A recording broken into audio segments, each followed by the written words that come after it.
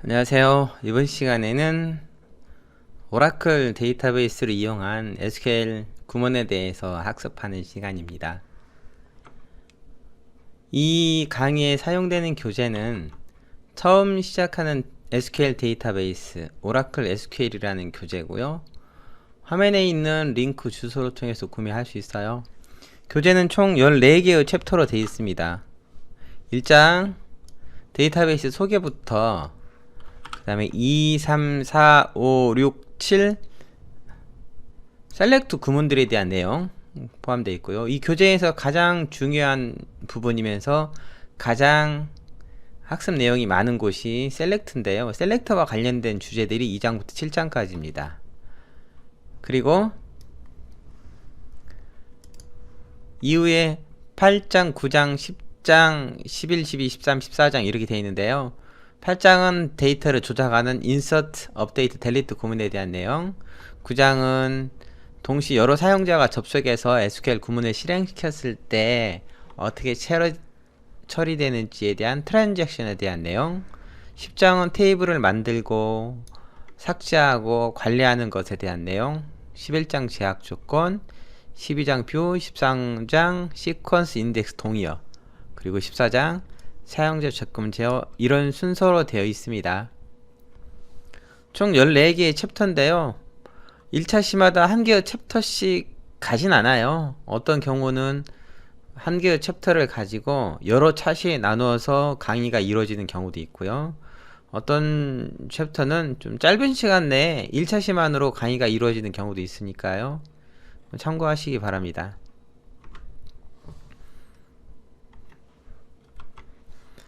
먼저 1장의 데이터베이스 소개에 대한 내용이에요. 이 1장에서는 데이터베이스에 대한 개요와 그리고 우리가 SQL 구문을 배우려면 직접 실습도 해야 하잖아요. 실습하려면 프로그램을 설치해야 되는데 우리가 설치해서 사용하는 제품은 오라클이란 회사의 오라클 데이터베이스 11G 익스프레스 에디션이라는 거예요. 이거를 어떻게 다운로드 받고 어떻게 설치하고 그리고 처음에 SQL 구문을 작성하기 위해서 어떤 환경 설정이 필요한지에 대해서 설명을 할 겁니다.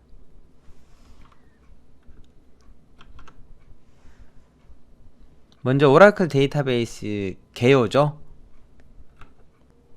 오라클 데이터베이스의 역사부터 살펴보죠. 자, 여기 보면은 1960년대에 데이터를 저장할 때는 일반 파일에 저장했다가 나와요. 그 다음에 70년대에 네트워크 DBMS, 그 다음에 하이라키컬 DB, 80년대 광경 데이터베이스, 90년대 객체 광경 데이터베이스, 그리고 2000년대 뭐 여러가지 객체 광계형, 객체지향 DBMS 등이 있는데 현재 사용하고 있는 데이터베이스 대부분은 광계형 데이터베이스를 지원을 하고 있어요. 이 광계형 데이터베이스에 대한 시작은 에드가 프랭크 코드 박사에 의해서 시작됐다고 할 수 있죠. 이 분이 데이터베이스 시스템에 대한 관계형 모델을 처음 제안했는데 그때가 1970년 6월에요. 이때 여기 화면에 보이는 Relational Model of Data of Large Shared Data Banks라는 논문에서 RDBMS 관계형 데이터베이스 시스템의 시초가 이루어졌다고 할 수 있습니다. 오른쪽에 있는 이 할아버지요. 관계형이라는 것은 뒤에서 한 번 더 설명이 될 거예요. 말 그대로 두 개의 테이블이 서로 관계를 맺고 있다는 거죠. 두 개의 데이터를 저장하는 테이블을 각각 독립적으로 운영을 하는 게 아니고 하나의 테이블이 다른 테이블의 어떤 값을 참조를 하고 있다는 건데 제가 테이블이라는 말을 했잖아요. 테이블은 데이터를 저장하는 곳. 여러분이 엑셀에서 표를 하나 만들 때 거기에 정보를 저장하잖아요. 그런 개념이라고 생각하시면 쉬울 거예요. 관계형 모델의 구성 요소는 여러 가지가 있는데요. 첫 번째는 객체 또는 관계의 집합. 객체는 오브젝트라고 하죠. 그 다음에 관계는 릴레이션이라고 하고요. 그리고 객체와 관계가 있어야 될 거고 관계에 가해지는 어떤 연산의 집합, 그리고 정확성, 일관성을 위한 데이터의 무결성, 이런 것들이 관계형 모델의 구성 요소라고 할 수 있습니다. 자, 그럼 관계형 데이터베이스에 대해서 좀 더 자세하게 보죠. 관계형 데이터베이스는요, 관계들의 모음 또는 2차원 테이블의 모음이라고 할 수 있어요. 여기 데이터베이스를 드럼통 모양으로 그림을 나타냈는데, 거기 안에 네모 상자가 하나씩 있죠. 네모 상자 하나하나씩은 요거는 테이블 하나하나라고 생각하셔도 돼요.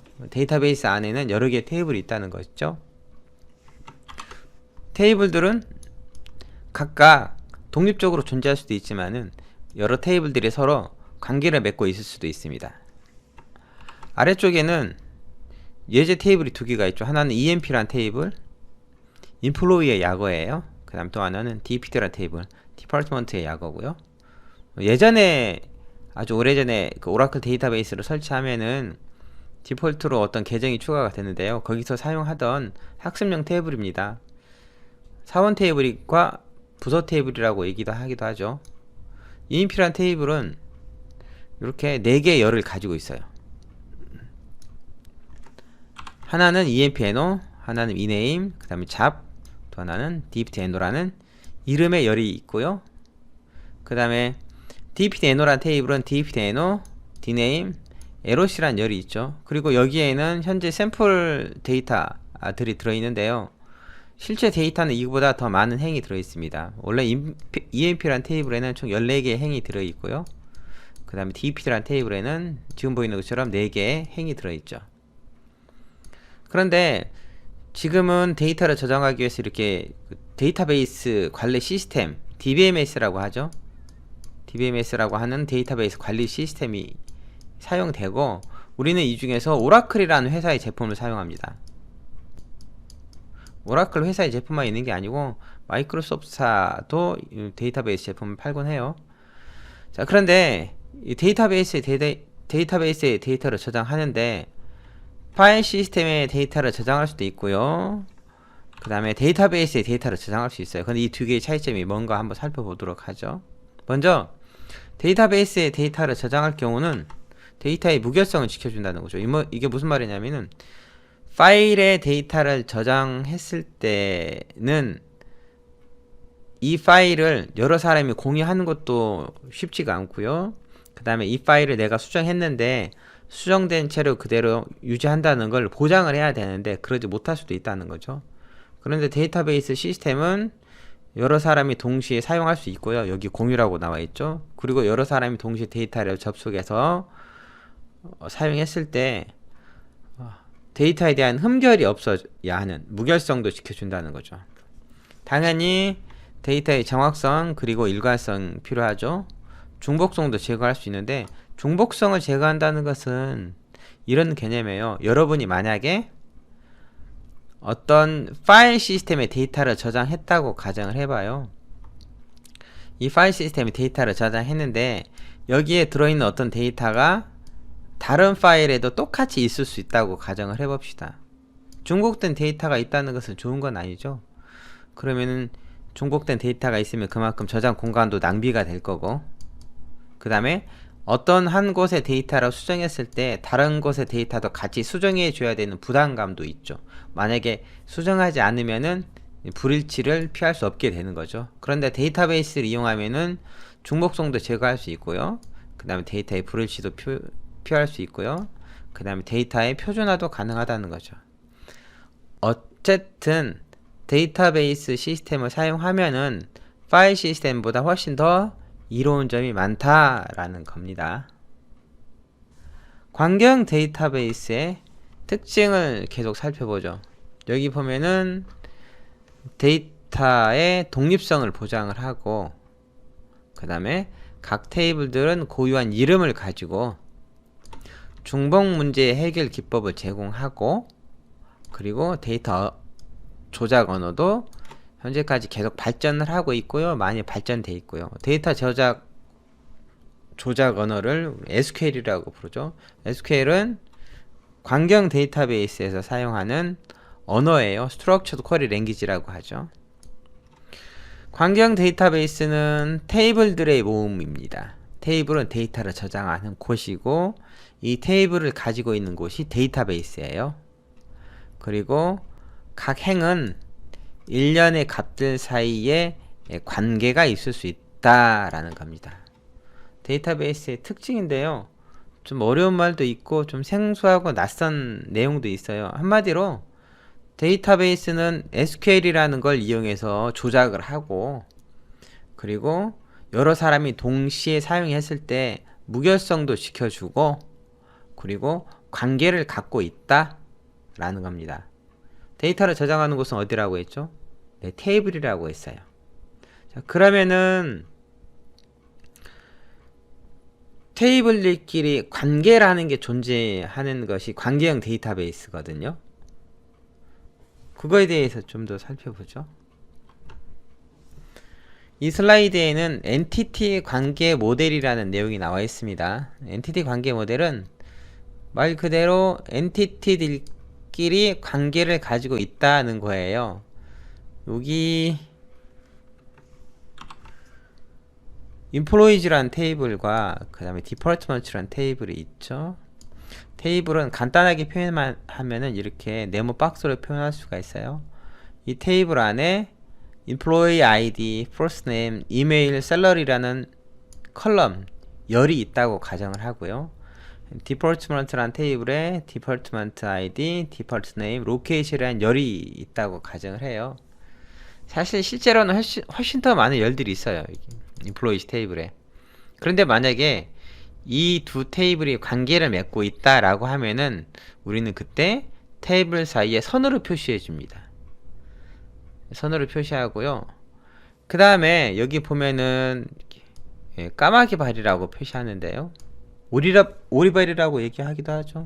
여기 까마귀 발 표시가 있는데, 이거에 따라서 관계의 개수, 카디널리티라고 하는 건데요. 이 관계의 개수를 알려주는 역할을 해요. 예를 들어서 한 부서에서 한 명 또는 그 이상의 인원을 배당하십시오, 이런 말을 하면요, 부서 하나에 한 명 이상이 존재한다는 거죠. 그러면은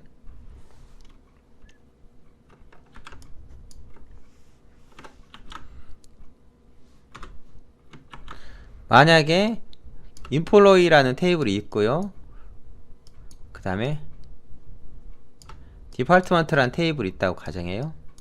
부서 하나에 한 명 이상의 인원이 있다고 하죠. 근데 관계를 맺고 있으니까 둘 사이에 선을 긋고요. 부서는 하나인데 사원은 한 명 이상이에요 라고 하면은 이렇게 까마귀 발로 표시를 해주는 거죠. 여기 선과 카디널리티를 이렇게 아래 예시를 들어서 보여주고 있어요. 이렇게 그냥 선만 있으면은 0 또는 1, 그 다음에 수직선이 있으면은 1개, 그 다음에 0 점점 별표일 경우는 이렇게 까마귀 발 1개 이상일 경우에는 수직선과 까마귀 발이 사용되는데, 요 예제로 따지면은, 요 시나리오로 따지면은 한 부서에서 한 명 또는 그 이상의 인원을 배당하십시오, 그리고 어떤 부서는 아직 인원을 배당받지 못했습니다, 이렇게 돼 있어요. 그러면은 어떤 개념이냐면요, 부서 안에는 사람이 0명 이상 있을 수 있다는 거죠. 그래서 요 그림이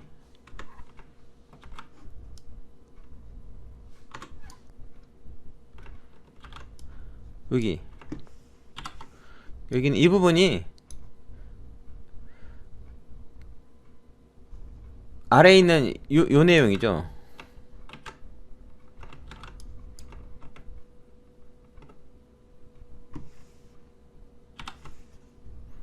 이 내용이죠.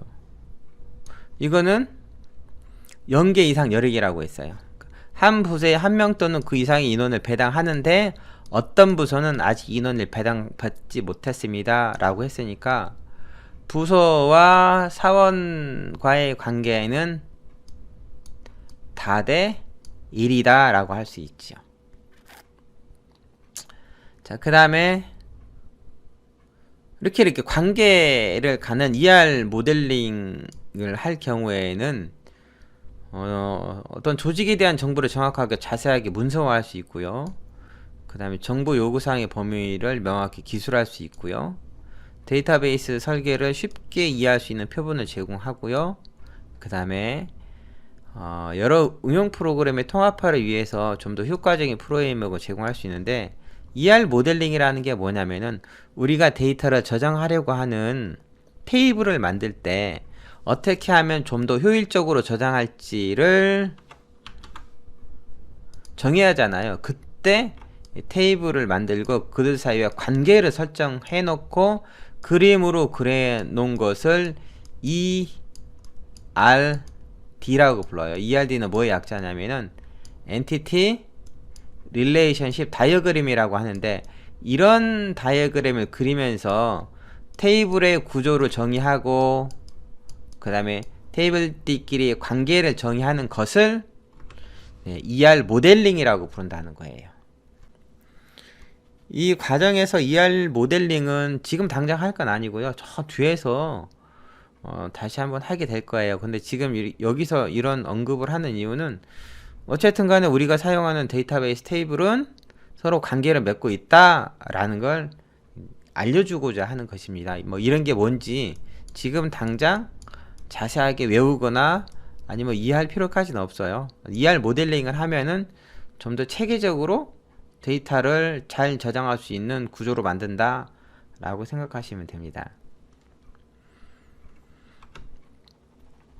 여기 보면은 테이블이 하나가 있죠. 이렇게 테이블 하나 있고 현재 샘플 데이터가 4개가 들어가 있습니다. 관경 데이터베이스에서 이런 테이블들을 엔티티 셋이라고 부르기도 해요. 일반적인 개념 모델링 그리고 DB 객체에서의 이름이 약간 다른데요. 이걸 꼭 구분해서 외울 필요는 없을 것 같아요. 뭐 구분해서 외워두면 더 좋겠지만요. 일반적인 개념에서 데이터의 집합 또는 릴레이션, 관계 집합, 이것들을 모델링에서는 엔티티 셋이라고 부르고요. 데이터베이스는 이걸 테이블이라고 합니다. 테이블에 데이터들이 들어있잖아요. 관계 집합 중 어떤 행을 엔티티 또는 튜플이라고 부르는데요. DB에서는 레코드라고 부릅니다. 또는 한 개 행, 로우라고 부르기도 하고요. 그 다음에 컬럼은 모델링에서는 어트리뷰트, 속성이라고 부르기도 하고요. 데이터베이스는 필드라고 부릅니다. 또는 컬럼 그대로 열이라고 부르기도 하죠. 근데 우리는 SQL 데이터베이스를 배우니까 테이블, 그 다음에 로우, 컬럼, 아니면 테이블, 레코드, 필드 정도로만 알아둬도 충분해요. 그래서 그 다음 요 테이블에서 여러가지 용어들을 다시 한번 보겠습니다. 여기는 테이블이라는 거, 행, 열, 필드, 그 다음에 PK, FK 등이 설명되고 있는데요. 이것들은 SQL 구문을 배우기 위해서는 정의를 잘 이해하고 있어야 돼요. 현재 이 테이블은 사원 정보를 저장하는 테이블입니다. EMP라는 테이블에 데이터를 가지고 온 거고요. 총 14개의 행이 들어있어요. 우리는 수업 시간에 이 테이블을 가지고 SQL 구문을 배우진 않을 거예요. 우리가 SQL 구문을 배울 때 사용하는 테이블은 너무 커서 한 화면에 표시가 안 되기 때문에 작은 테이블을 가져다가 나타낸 거고요. 여기 보면은 1번 이렇게 한 행, 로우라고 부르는 거 있죠. 한 행은 하나의 엔티티가 들어있는 거예요.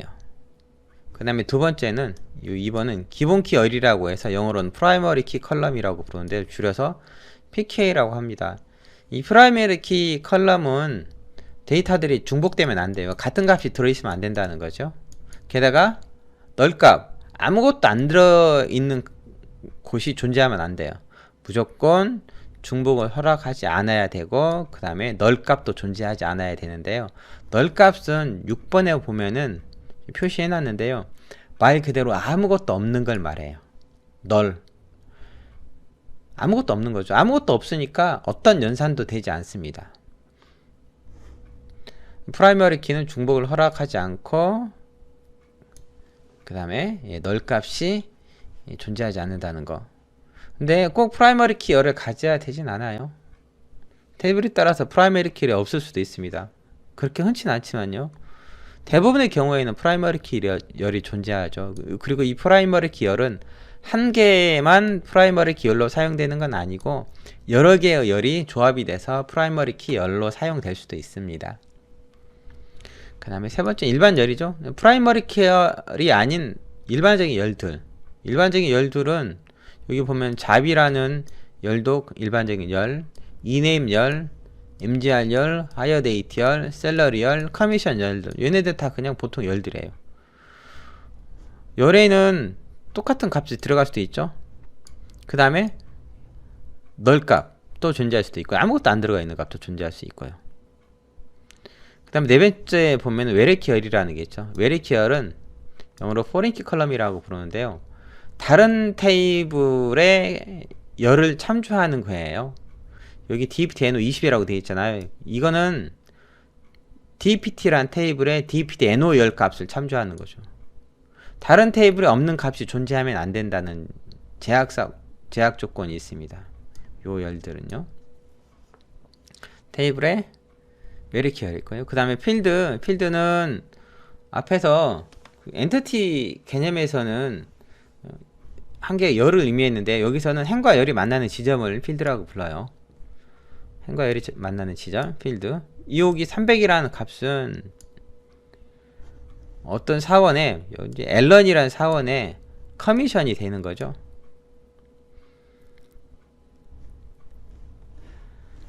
자, 테이블에 대한 내용이죠. 우리는 이 테이블들을 조작하는 방법을 배워요. 그때 사용하는 것이 SQL 구문입니다. 우리가 SQL 구문을 작성해서 실행을 시키면은 이 SQL 구문은 어디로 전달되냐면요, 데이터베이스로 전달돼요. 우리는 오라클 데이터베이스로 설치했죠. 오라클 데이터베이스로 이 구문이 전달이 되고 이 구문이 이 안에서 실행되는 거죠. 실행되고 그 결과가 우리 화면에 표시가 되는 것입니다.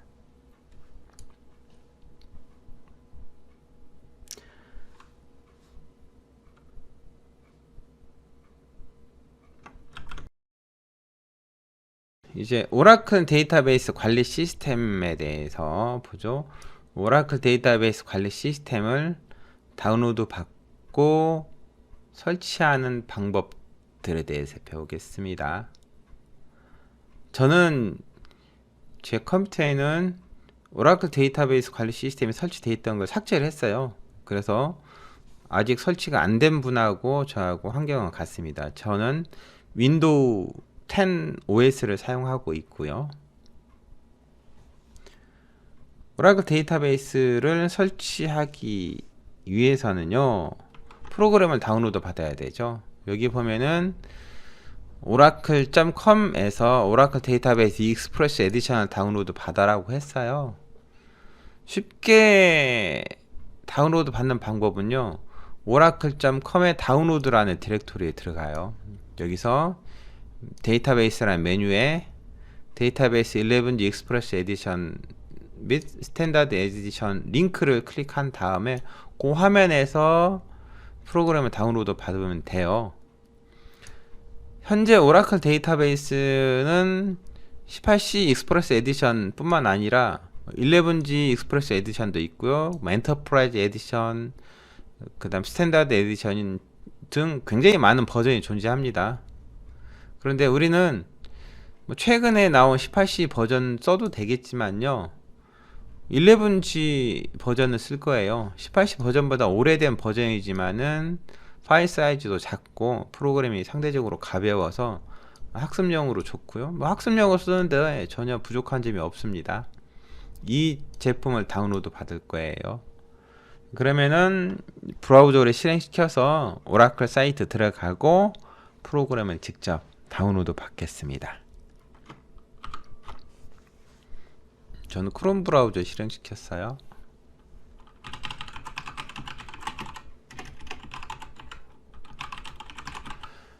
oracle.com 아래 다운로드즈까지 들어가죠.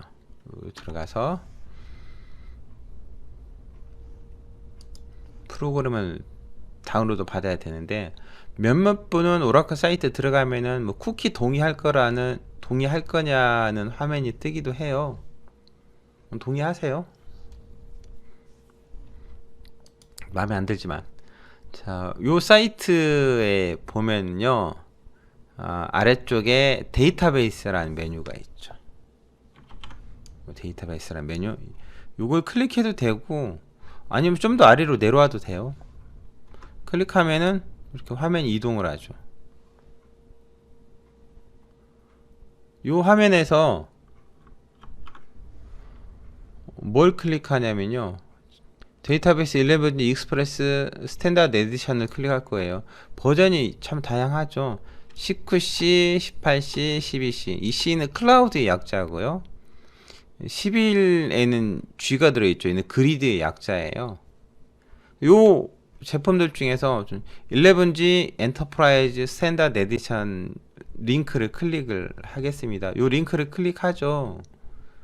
그러면은 11G 엔터프라이즈 에디션을 다운로드 받을 수 있는 화면이 떠요. 이렇게. 근데 엔터프라이즈 에디션은 파일 사이즈도 굉장히 크고요. 설치도 복잡하고 불편합니다. 그래서 학습용으로 쓰기 위해서 익스프레스 에디션이라는 거 다운로드 받을 거예요. 화면을 좀 아래로 쭉 내리잖아요. 쭉 내리면은 여기 오라클 데이터베이스 익스프레스 에디션이라고 있죠. 여기는 오라클 데이터베이스 18C, 그 다음에 오라클 데이터베이스 11G 이렇게 있는데요. 11G도 윈도우용, 그 다음에 리눅스 X86용 이렇게 있습니다. 저는요 윈도우 64비트용 다운로드 받을 거예요. 이거를 링크를 클릭해 보겠습니다. 링크 클릭하면은 다시 다운로드 받을 수 있는 링크가 뜨는데 윈도우 64비트용이 있고 그 다음에 32비트용이 있고 그 다음에 리눅스용이 있죠. 저는 64비트용을 선택할 거예요. 아마 요즘 32비트 컴퓨터 쓰는 사람 없겠죠? 64비트 다운로드 받습니다. 라이센스 동의하고 다운로드 클릭해요. 그러면 바로 다운로드 해주면 좋죠. 그런데 여기에 로그인이라고 뜹니다. 계정이 없으면 하나 만드세요. 만드시고 전 계정이 있거든요. 제 있는 계정으로 로그인하고 그 파일을 다운로드 받아 보겠습니다. 없으신 분은 수업 끝나고 요 강의 끝나고 직접 만들어서 다운로드 받으셔도 될 것 같아요.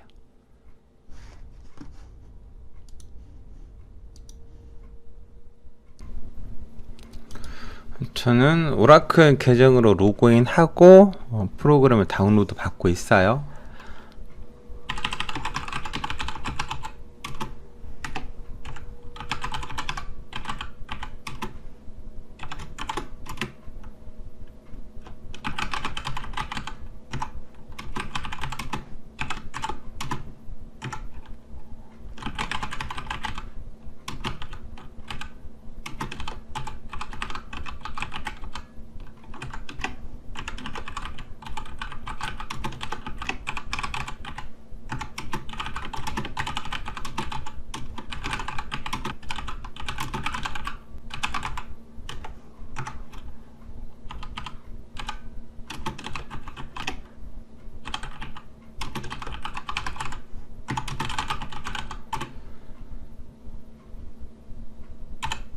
이 다운로드 받는 파일 사이즈는 300메가 정도 돼요.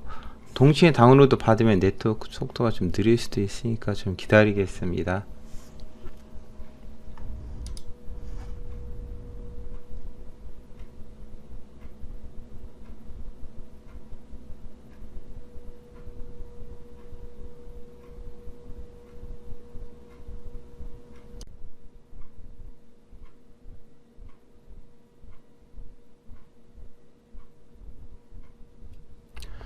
네, 제 컴퓨터에는 프로그램이 다운로드가 완료가 됐어요.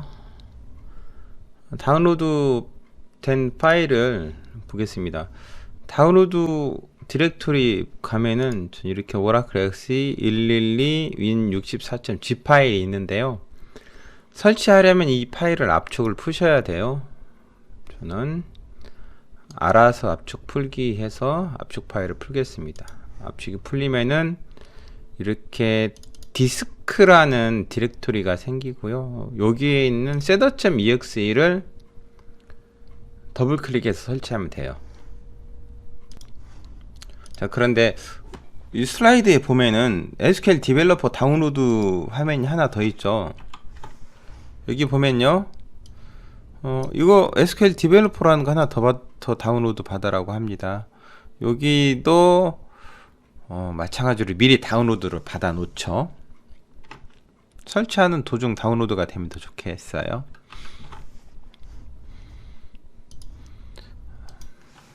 로그인이 된 상태면은 다음엔 다시 로그인 안 해도 되겠죠.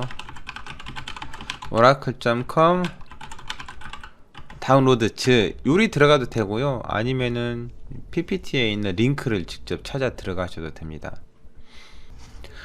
다운로드즈에서 화면을 좀 아래로 내려가면은 SQL 디벨로퍼라는 거 다운로드 받을 수 있는데요. 디벨로퍼는 디벨로퍼 툴이라는 메뉴에서 찾을 수 있습니다. 디벨로퍼 툴 클릭을 하면요, 디벨로퍼 툴에 여러가지 것들이 있는데 여기에 SQL 디벨로퍼라는 게 존재하죠. SQL 디벨로퍼 이용해서 SQL 코드를 작성하고 실행시킬 거예요.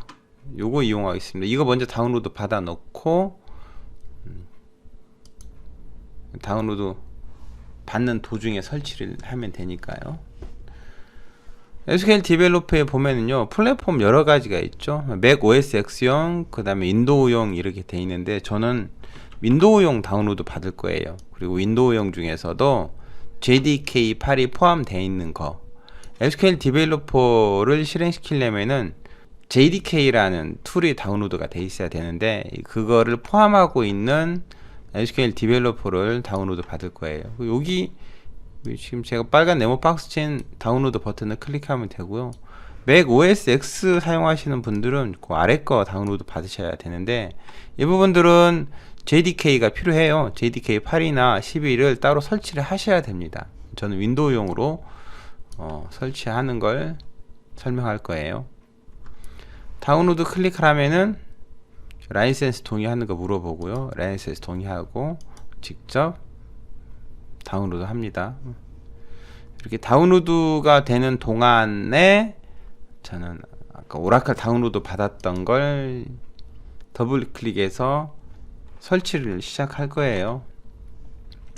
PPT에도 다운로드 한 걸 더블 클릭해서 실행하는 과정을 보여주고 있는데요. 직접 해보죠. setup.exe 더블 클릭해서요,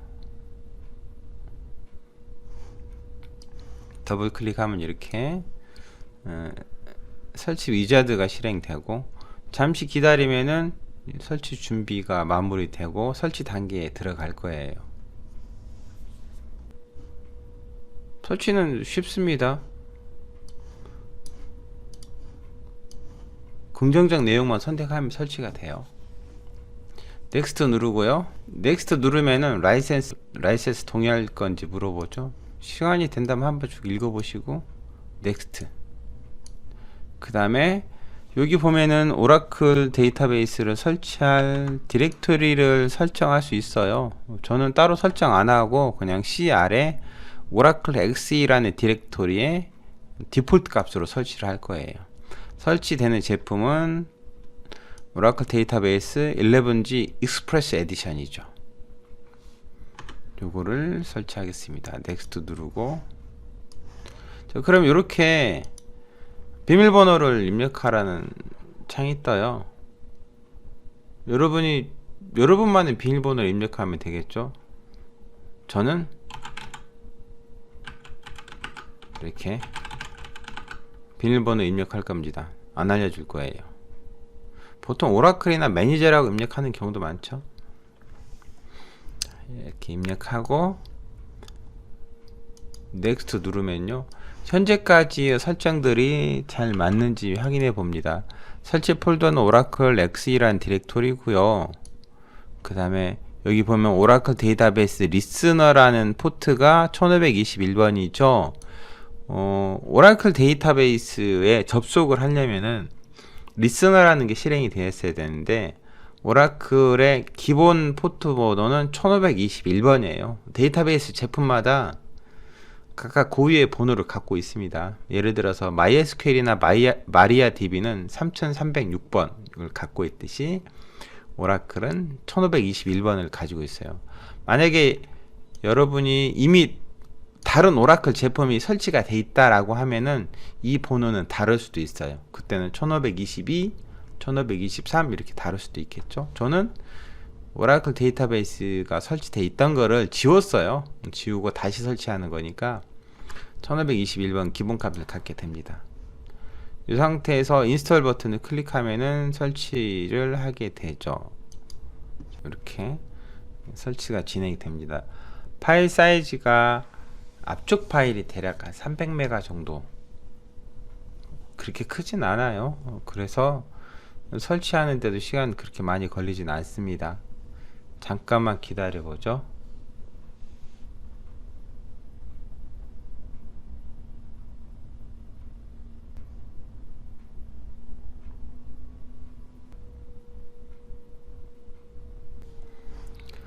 오라클 설치가 완료가 됐어요. 이제 finish 버튼 누르면은 설치는 끝나게 되는 거죠.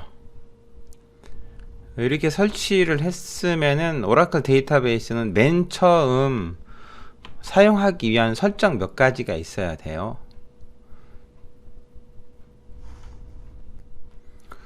오라클 설치하고 나서 윈도우의 시작 메뉴에 보면요, 오라클이 설치된 것을 확인할 수가 있어요.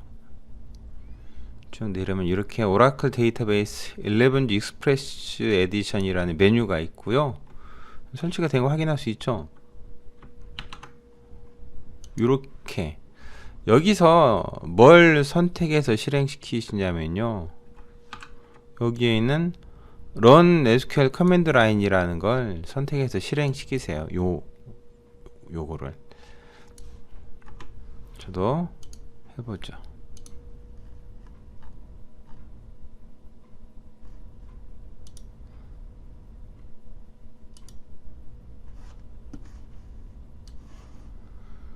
실행시키면 이렇게 SQL 커맨드 라인이 실행이 돼요.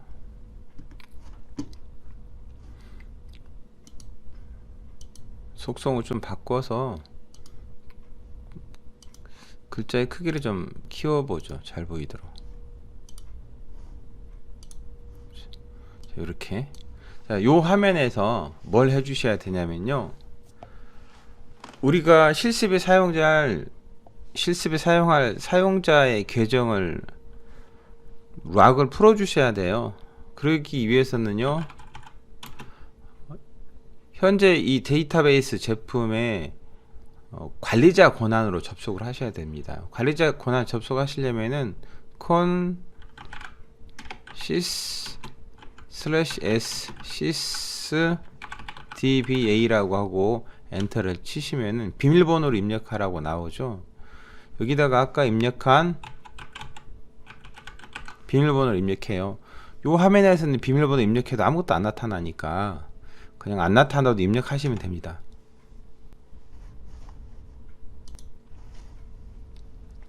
자, 이렇게 하면 커넥티드라는 메뉴가 뜨죠. 비밀번호가 기억이 안 나면은 con 하고 그냥 /s sysdba라고 입력하셔도 돼요. 그러면 비밀번호 없이 바로 접속이 됩니다.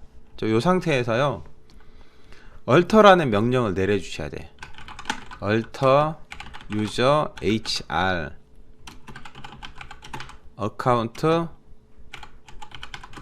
unlock. 이것은요, 무슨 말이냐면은 HR이란 사용자의 계정을 락을 풀어주세요 이거예요. 자, 그리고 그 뒤에다가 identified by HR이라고 했는데, 요거는요, 앞에는 id고 이 뒤에 HR은 제가 패스워드로 사용할 거예요. 그래서 여러분은 이 HR을 다른 비밀번호로 바꾸셔도 상관이 없습니다.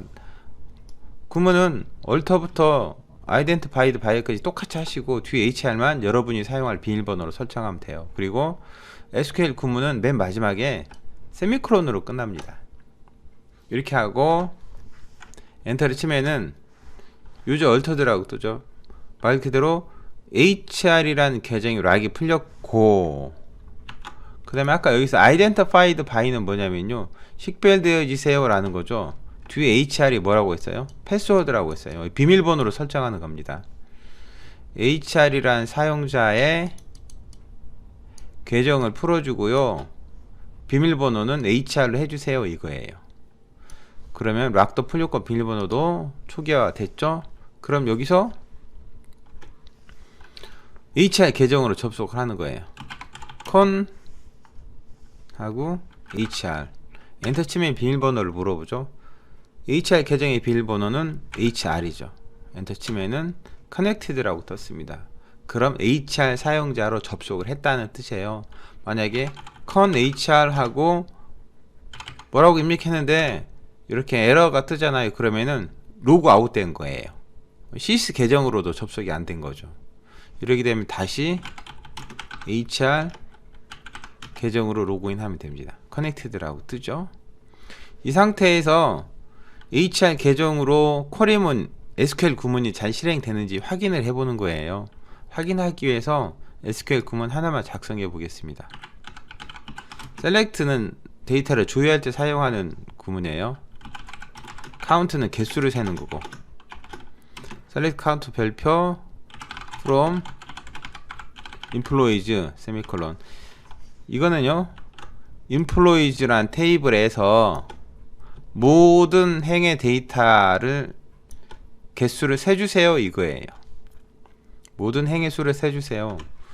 실행시키면은 이렇게 count 107이라고 떠야 됩니다. employees 테이블에 데이터는 현재 107개 행이 들어있거든요. 로우의 수예요.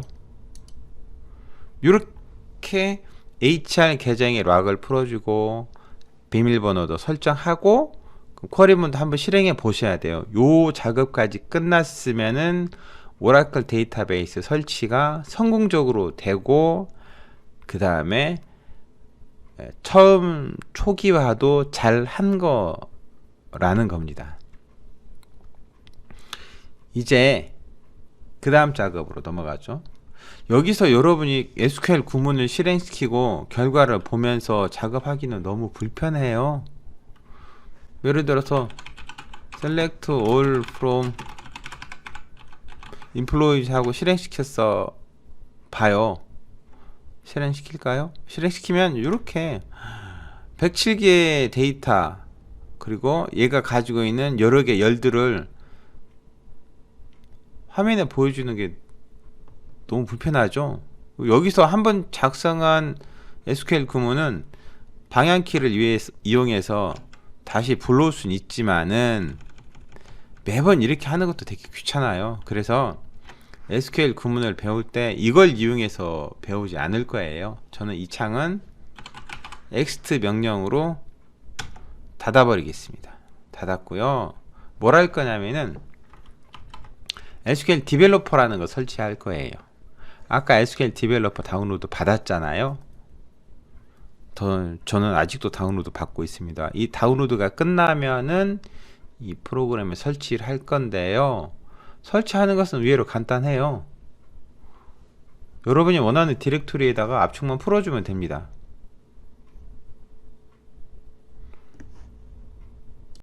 SQL 디벨로퍼가 다운로드가 완료가 됐으면은 SQL 디벨로퍼를 설치하고 설정을 해보죠. 저는 다운로드 디렉토리에 SQL 디벨로퍼가 다운로드 되어 있는 걸 확인했죠.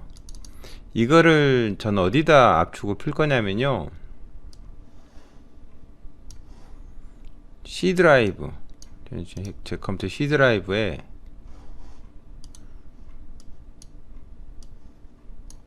압축 파일을 그대로 풀 거예요. C 드라이브에 여기 SQL 디벨로퍼라는 디렉토리를 그대로 드래그 할 겁니다. 드래그 앤 드롭 하면은 압축이 자연스럽게 풀리죠.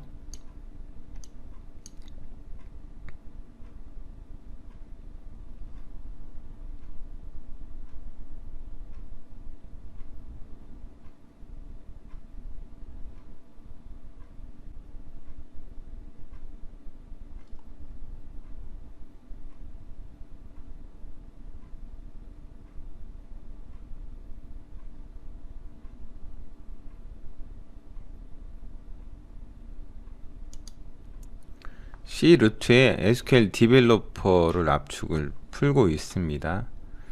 이 SQL 디벨로퍼가 설치가 완료가 되면 요 디렉토리 아래 SQL developer.exe라는 파일이 만들어지게 돼요. 이걸 가지고 더블 클릭해서 SQL 디벨로퍼를 실행시킬 수가 있습니다.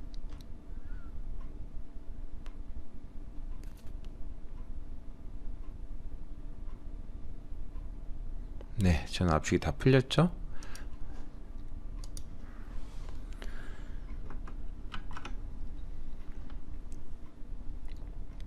만약에 SQL 디벨로퍼가 다운로드가 다 됐고 설치가 완료됐다면은 우리는 SQL 디벨로퍼 디렉토리 안에 있는 SQL developer.exe 파일만 더블 클릭하면은 쉽게 SQL 디벨로퍼를 실행시킬 수가 있어요.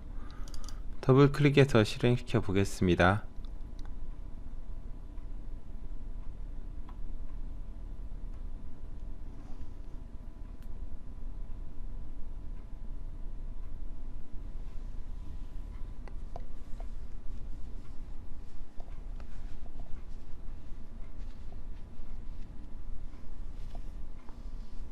SQL 디벨로퍼를 맨 처음 실행시키면은 이렇게 환경 설정을 임포트 하겠습니까 나오는데요. 이전에 SQL 디벨로퍼를 설치하고 몇 가지 설정해 놨다면 그걸 가지고 올 수 있다는 거죠.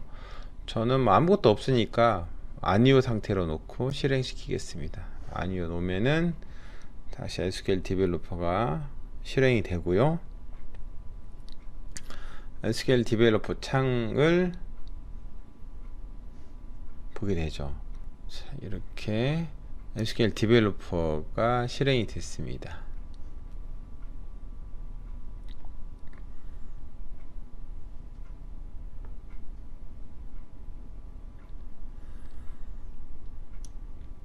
오라클 사용 추적은 저는 체크를 해제하고 확인 누를 거예요. 자, 요 화면이 SQL 디벨로퍼 화면입니다.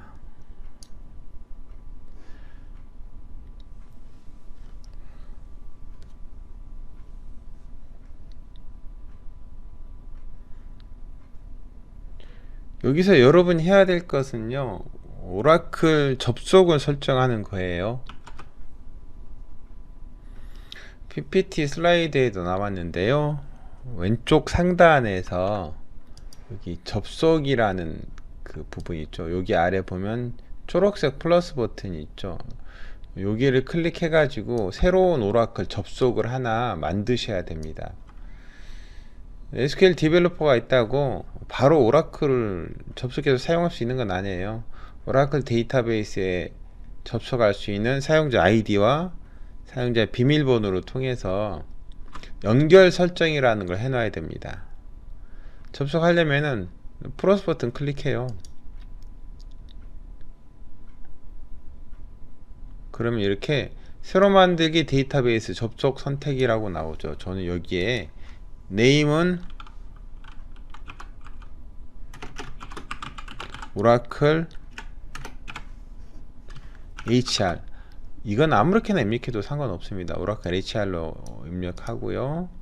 그 다음에 사용자 이름은 HR이었죠. 우리 사용자 계정이 HR이었고요. 그 다음에 비밀번호는 뭐였죠? 네, 저는 HR로 아이디하고 똑같이 설정을 했어요. 오른쪽에 비밀번호 저장을 해놓으면 다음에 비밀번호 안 물어봅니다. 그리고 아래쪽에 호스트 이름은 로컬호스트. 내 컴퓨터에 오라클이 설치가 돼 있거든요. 그 다음에 포트 번호는 1521번. 그 다음에 이거 SID라는 게 있는데요. 이건 시스템 아이디라고 해서 오라클을 설치하면은 기본적으로 갖게 되는 데이터베이스 인스턴스의 이름이에요. 그런데 오라클 데이터베이스 익스프로스 에디션을 설치하면은 저 시스템 아이디는 X2로 고정이 됩니다. 우리가 바꿀 수가 없어요. 그래서 X2로 둡니다. 설정을 좀 확대해서 보면요, name 오라클 HR, 그 다음에 사용자의 비밀번호 HR, ID 비밀번호 HR, 그 다음에 호스트 이름은 로컬호스트, 포트는 1521, SID는 X2 이렇게 돼 있고요. 비밀번호 저장 체크해 놨었죠. 자, 이렇게 하고 먼저 테스트를 클릭을 해보세요. 테스트 클릭을 하기 전에는 여기 상태 옆에 아무것도 안 나타나 있는데요, 만약에 테스트를 클릭하면은 데이터베이스가 연결이 됐을 경우 이렇게 상태가 성공이라고 뜹니다. 만약에 상태가 실패라고 뜨면은 첫 번째 데이터베이스가 설치가 안 됐거나, 데이터베이스가 설치가 됐는데 실행이 안 됐거나, 아니면은 데이터베이스가 연결 정보가 잘못되어 있거나 라는 거죠. 아마 지금까지 잘 따라 했으면은 별 다른 문제 없이 성공이 될 거고요. 그러게 되면은 이제 접속 버튼을 클릭하면은 새로운 접속 하나가 추가가 됩니다. 자, 접속 버튼 클릭해 보죠. 이렇게 하면 왼쪽에 이렇게 오라클 접속에 새로운 접속이 하나가 추가가 되는 거죠. 그 다음에 현재 지금 작업하는 여기 창이 있죠. 여기 창은 오라클 HR이라는 이름의 탭을 가진 SQL 구문을 작성할 수 있는 창이고요. 그 다음에 오른쪽 끝에는 현재 접속한 접속 정보가 들어있어요. 현재 오라클 HR이라고 되어 있다면은 이 SQL 구문을 실행시키는 곳에서 SQL 구문을 실행시켰을 때 오라클 HR이라는 접속 정보를 통해서 데이터베이스에 접속한다 이 말이죠. 여기서 SQL 구문을 작성하고 실행시킬 수가 있어요. 저는 화면에 글자 크기를 좀 키울 거예요. 그래서 도구 메뉴에서 환경 설정을 들어갈 겁니다. 환경 설정 메뉴에서 코드 편집계라는 메뉴가 있고요. 여기에 글꼴에서 글꼴의 크기를 좀 키울 거예요. 제일 크게 하죠. 24로 키우고 여기서 코드를 작성할 겁니다. 처음에 HR 계정에 락을 풀고 구문을 실행시켰죠. 그 코드를 직접 똑같이 작성해 보죠. select count 별표 from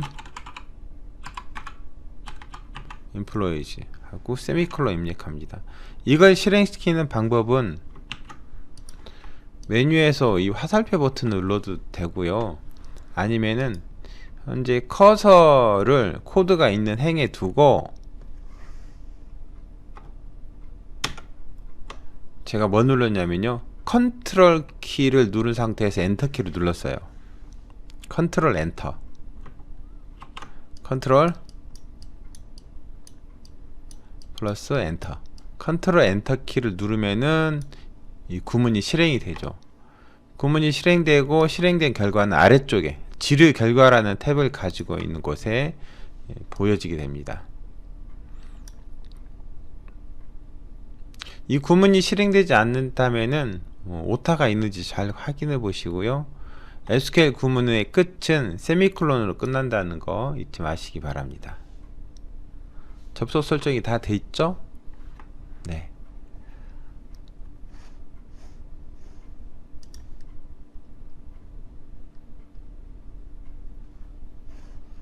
또 다른 쿼리를 실행시켜 볼까요?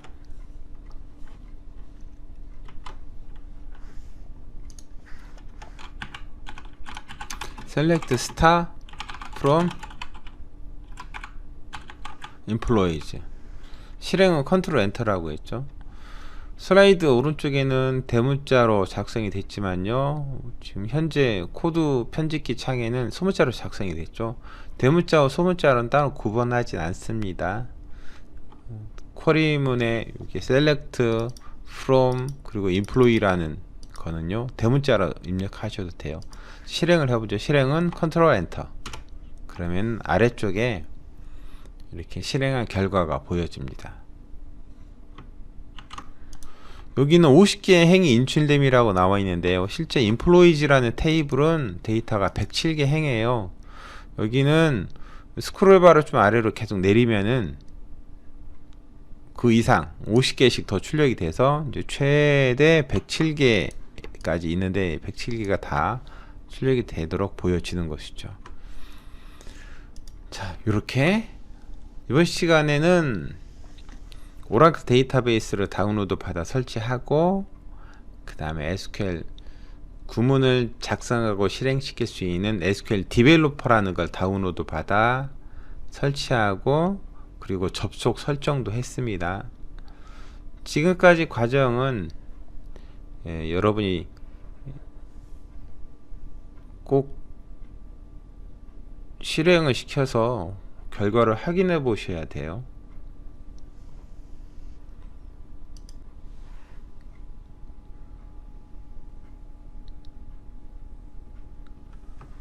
자, 우리가 앞으로 배우게 될 것들이 뭐냐면요, 이런 것들이 있습니다. SQL 문장들인데 가장 많이 언급되는 게 select예요. select는 데이터를 조회하는 데 사용하죠. 그 다음에 insert, update, delete문은 데이터를 조작하는 데 사용이 되는데요, 이것들은 insert된 데이터를 입력할 때, update는 데이터를 수정할 때, delete는 데이터를 삭제할 때 쓰고요. 이것들을 DML이라고 불러요. 데이터 매니플레이션 랭귀지라고 부르는데, 요즘은 DML의 범주에 select 구문을 포함시키는 분도 있어요. 어떤 분은 select는 데이터를 조회만 하고 조작은 안 하니까 DML에서 뺀다 라는 분도 있고요. 어떤 분은 조작하는 것도 읽기도 포함되지 않냐, 그래서 select도 DML에 포함해야 된다라고 하는데, 뭐 큰 중요한 점은 아닙니다. 뭐 포함하든 안 하든 신경 쓸 바 아니죠.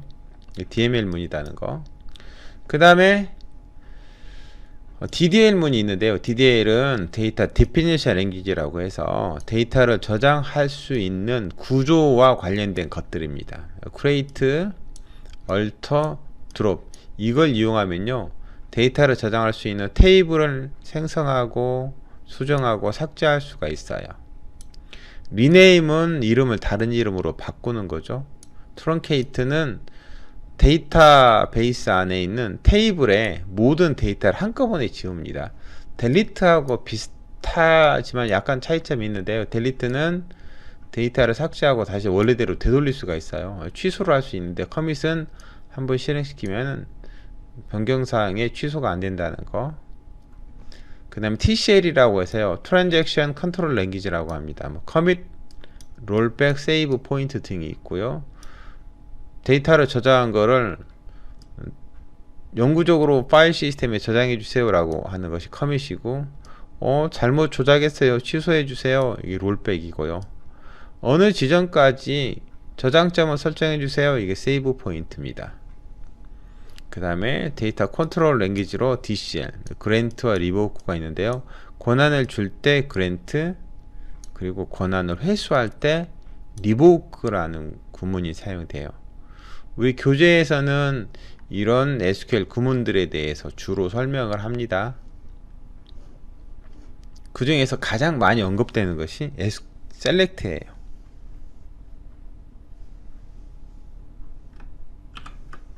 select 아주 중요하죠.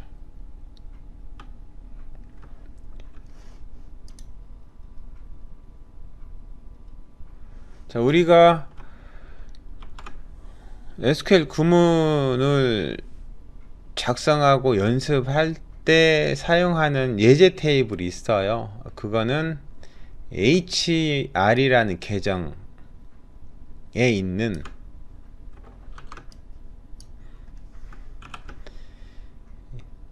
HR은 휴먼 리소시즈의 약자예요. 이게 계정의 이름이기도 하지만은 스키마라고 불리기도 합니다. 스키마는 오라클에서 객체들을 모아놓은 것이에요. 오라클에서 스키마는 계정과 동일하게 사용이 됩니다. 근데 여기 HR 계정에 employees라는 테이블, 그 다음에 department라는 테이블이 있는데요. 실습할 때 이 두 개의 테이블이 가장 많이 사용이 돼요.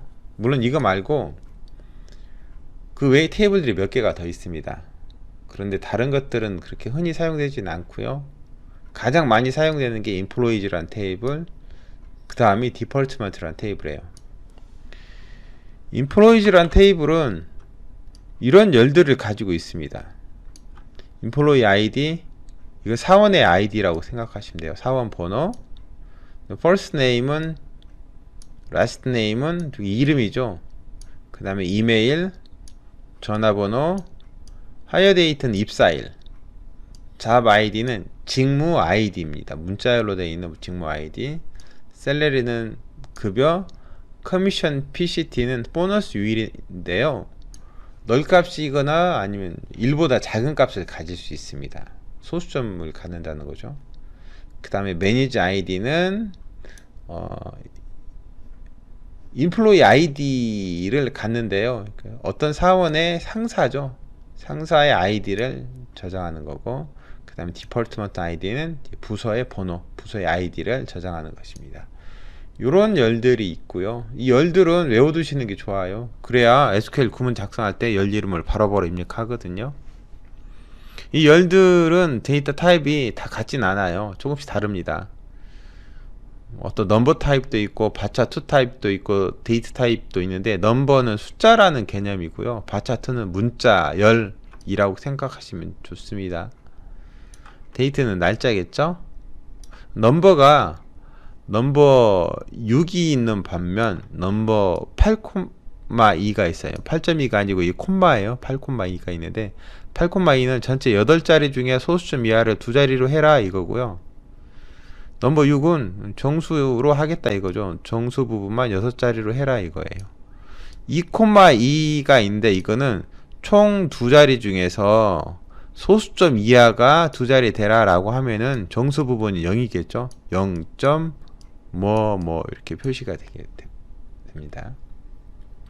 인플로이시 테이블, 이거는 사원의 정보를 저장하는 거죠. 사원의 정보. 그래서 사원 테이블 이렇게 부르기도 합니다. 그 다음에 디폴트먼트라는 테이블이에요. 디폴트먼트라는 테이블은 부서에 대한 정보를 가지고 있어요. 그래서 부서 테이블이라고 부르는데, 이 디폴트먼트 테이블은 열이 4개밖에 없습니다. 첫 번째는 디폴트먼트 아이디, 부서 번호 또는 부서의 아이디라고 하는 거고요. 숫자 4자리가 최대 길이입니다. 실제로 4자리로 있다는 건 아니고요. 최대 길이가 4자리까지라는 거예요. 그 다음에 부서의 이름이 있고요. 그 부서의 매니저 아이디, 그 부서의 위치 아이디 등이 있는데, 이 디폴트먼트 테이블의 매니저 아이디와 그 다음에 인플로이스 테이블의 매니저 아이디는 다른 거예요. 다른 개념입니다. 이 디폴트먼트 테이블의 매니저 아이디는 그 부서의 매니저를 의미하는 거고, 인플로이스 테이블의 매니저 아이디는 그 사원의 매니저의 아이디를 의미하는 거예요. 다른 거다는 거 알아두시고요. 참고로 이 파란 네모 박스인 디폴트먼트 아이디는 잘 구분해 놓으면 좋겠습니다. 이 디폴트먼트 아이디는 이게 옆에 F라고 되어 있죠. 이게 포린키 약자인데요. 사원의 부서 번호는 부서 테이블에 부서 번호를 참조한다 라는 제약 조건이 있어요. 아무 값이나 들어가면 안 되고, 반드시 부서 테이블에 있는 디폴트먼트 아이디 값을 가져야 된다는 거. 부서 테이블에 없는 디폴트먼트 아이디 값을 가질 수는 없다는 뜻이에요. 실습할 때 이 2개의 테이블이 가장 많이 사용이 됩니다. 그러니까 이 2개 테이블은 좀 주의 깊게 보셨으면 좋겠어요. 이 테이블 내용들을 SQL 구문으로 조회를 해보면요, 아까 인플로이스 테이블은 조회해봤잖아요. 디파트먼트 테이블도 조회해보죠. select all from department 해보면 이렇게 디파트먼트 테이블을 확인할 수 있죠. 부서 번호는요 10부터 현재 270까지 존재하죠. 그리고 부서 이름도 있고요, 매니저 아이디, 그 다음에 로케이션 아이디 이렇게 있습니다. 이 테이블은 자주 보셔야 돼요. 그래서 열 이름 그리고 열의 타입들은 머릿속에 놓고 있어야 된다는 거죠.